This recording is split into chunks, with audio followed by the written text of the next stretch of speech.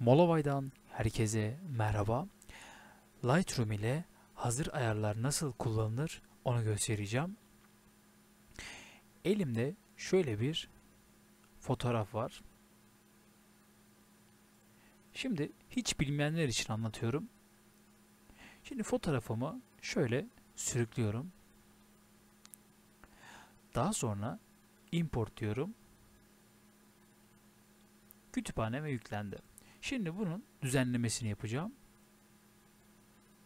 Şimdi hiç bilmeyenler için diyorum. Bu ayarlara kesinlikle dokunmuyorum. Çünkü hiç bilmiyoruz.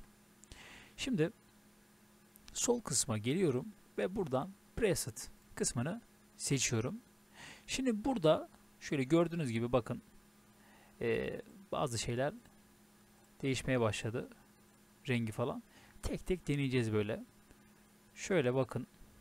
Şu şekilde hafif açıyor beyazlığını. Karanlığa önem vermiş burada. Bu da aynı şekilde.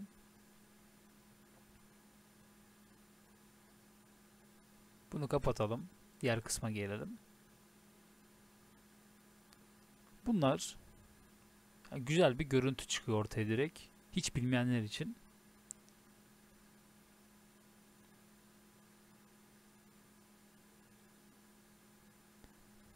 Şöyle gördüğünüz gibi.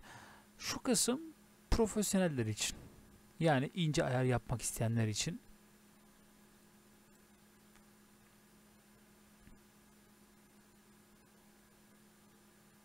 Şöyle istemediğiniz kadar efekt bulunuyor burada.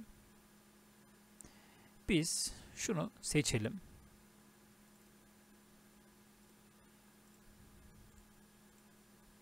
Evet. İşlemi geri alalım. CTRL Z ya da reset diyebilirsiniz.